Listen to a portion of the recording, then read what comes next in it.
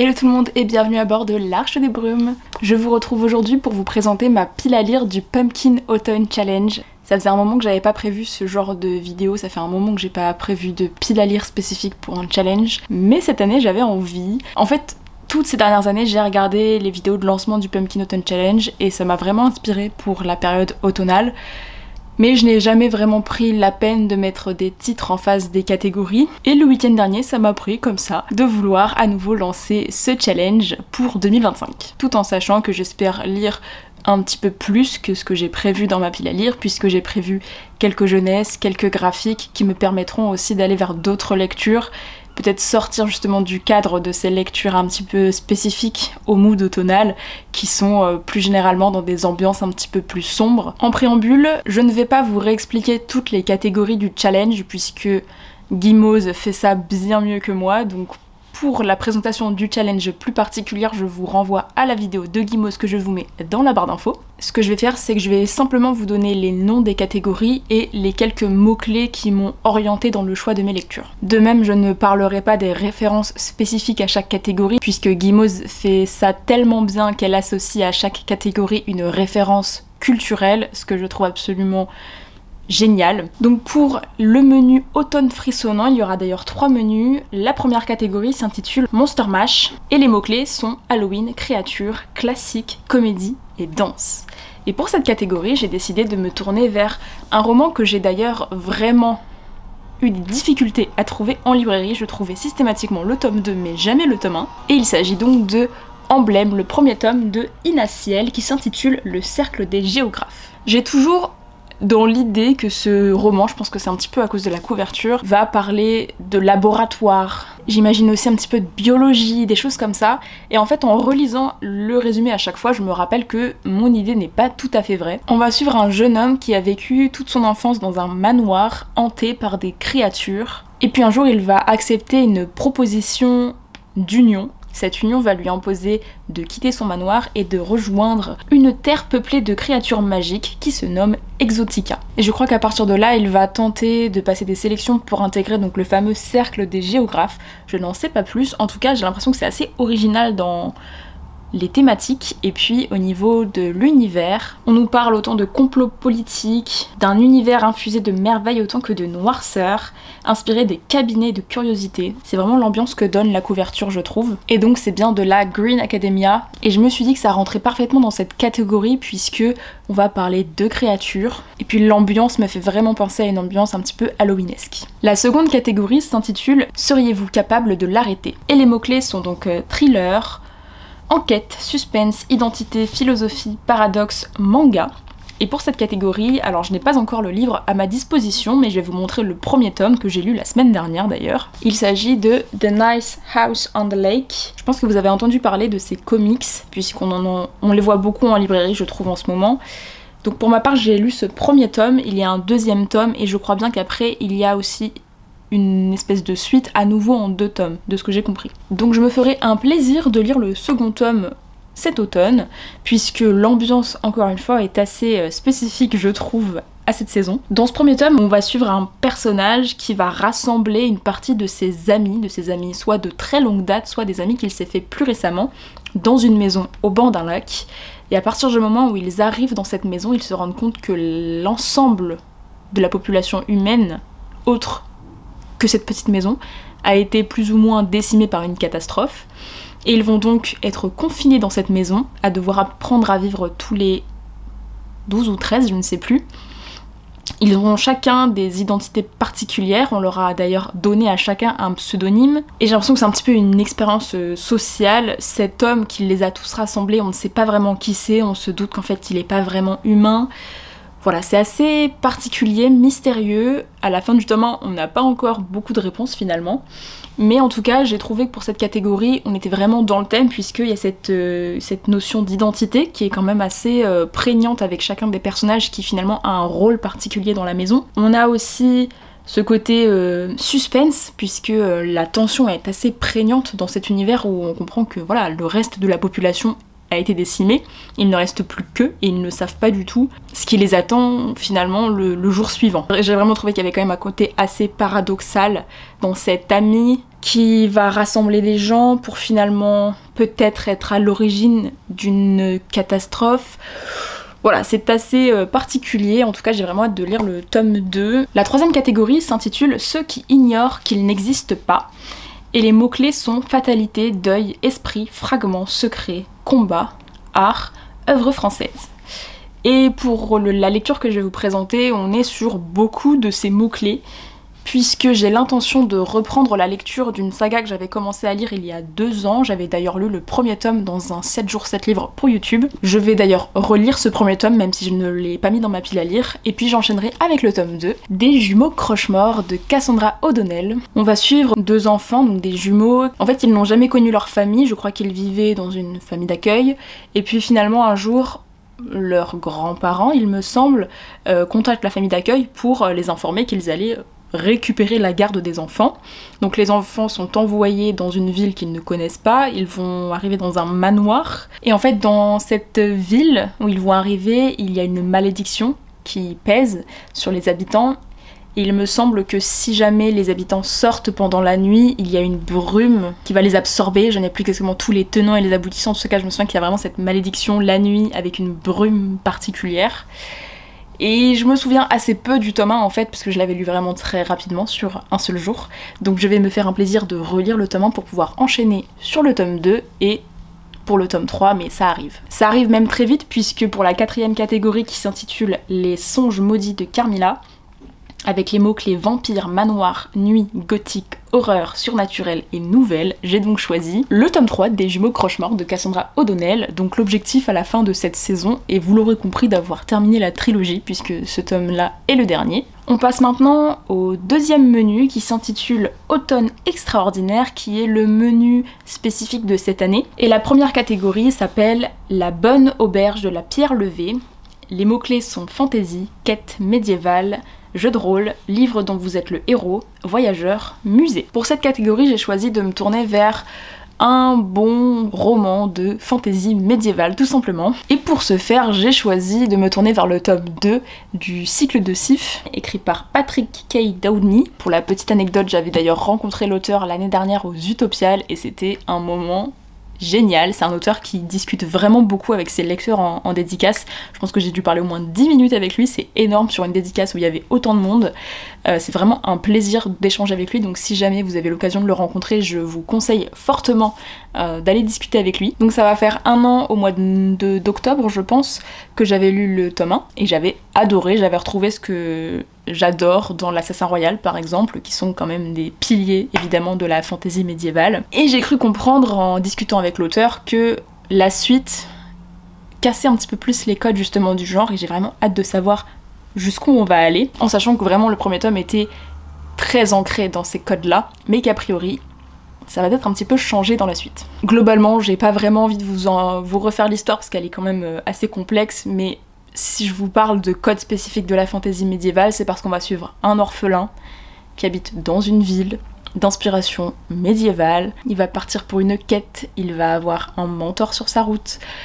Globalement, vous reprenez un petit peu tous les codes de la fantaisie médiévale, vous les mélangez et ça donne le premier tome en tout cas de la saga. N'hésitez pas à me dire d'ailleurs si vous avez lu la saga et ce que vous avez pensé de la suite, sans me spoiler évidemment, mais voilà, j'ai vraiment hâte de savoir un petit peu jusqu'où l'auteur va aller, puisque après en avoir parlé avec lui, c'est vrai que ça m'a vraiment donné envie de savoir dans quelle direction il allait amener son intrigue. La deuxième catégorie de ce 2e menu s'intitule Chaudron, foudre et clair de lune, avec pour mots-clés fantastique, magie, sorcière, potion, infusion, herboristerie, famille. Et là peut-être que c'est l'une des catégories pour lesquelles j'ai un peu plus galéré à trouver une lecture, mais j'ai fini par me pencher vers le premier tome de Magic Charlie de Audrey Alouette, que j'ai dans ma pile à lire depuis très longtemps.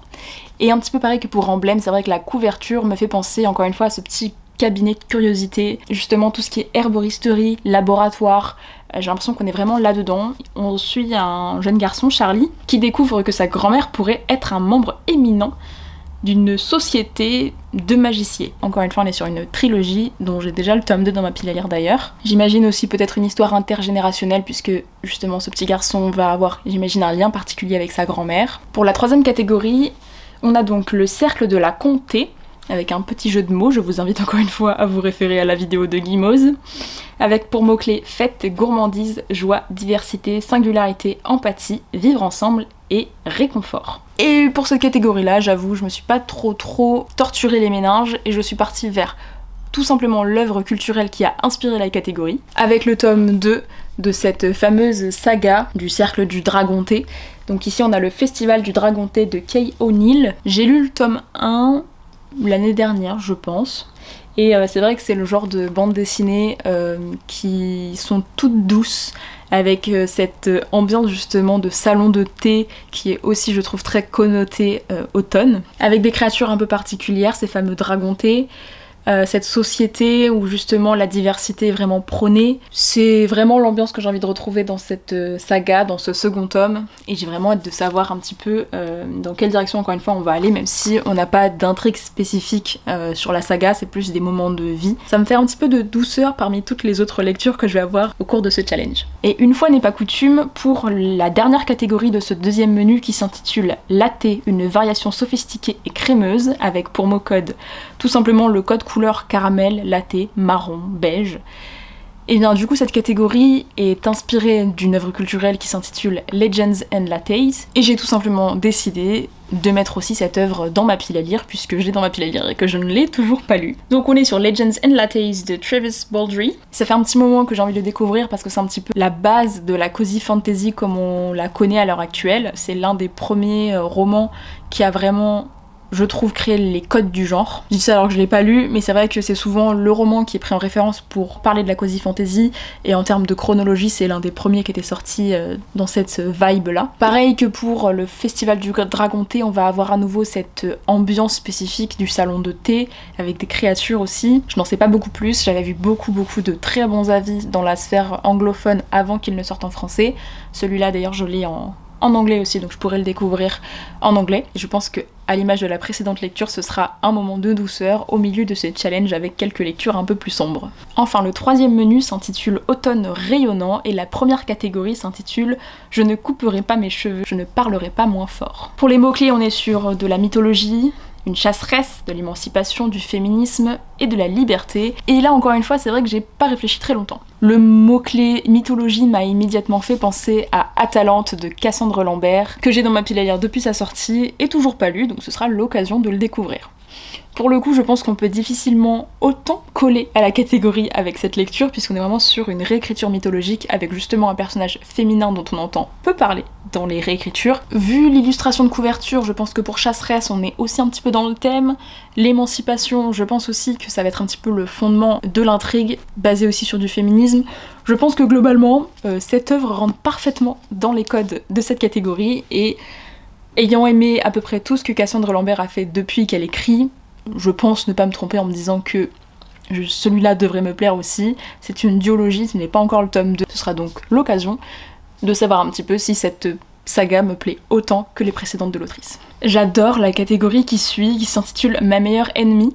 Donc là, si vous avez la référence, j'adore, puisque c'est une référence rapidement à Arcane, la série animée que vous pouvez retrouver sur Netflix, qui est elle-même inspirée d'un jeu vidéo. Je vous laisse encore une fois le découvrir.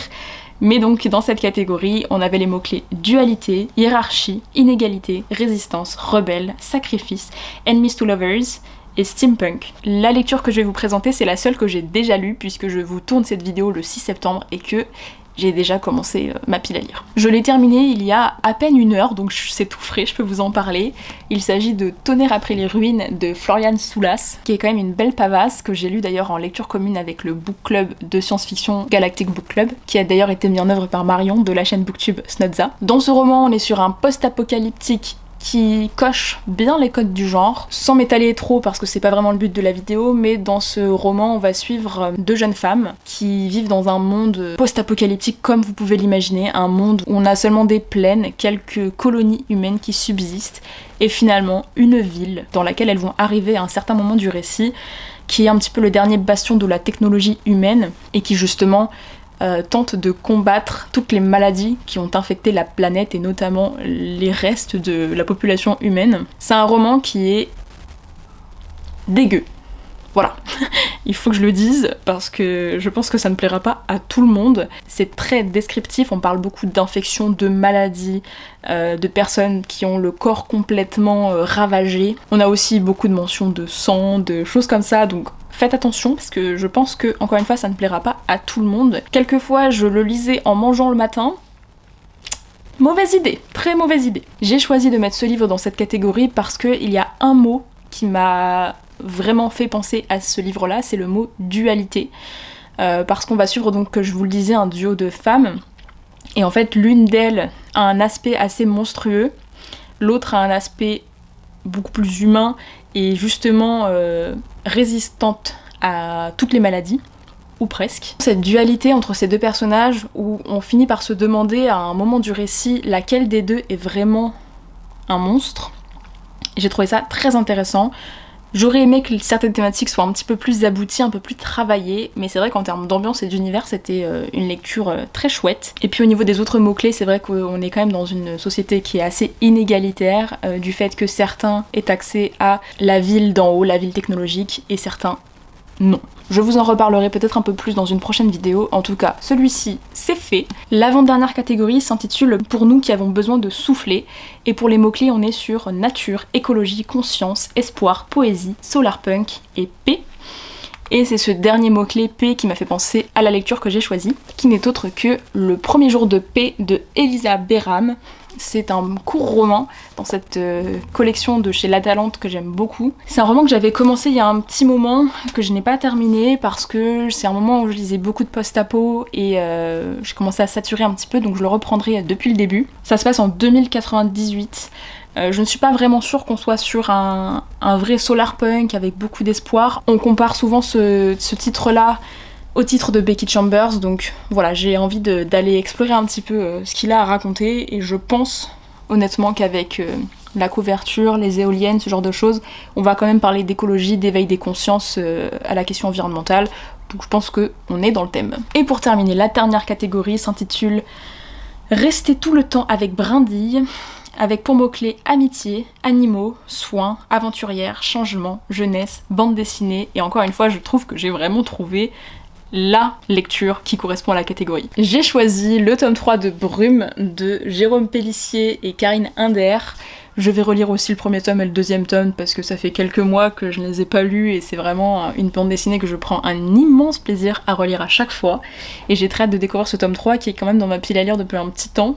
Notamment parce que j'ai vu que le tome 4 sortait bientôt, donc il est vraiment temps que je me plonge dans ce tome 3. On suit une petite fille qui se prend un petit peu pour une sorcière.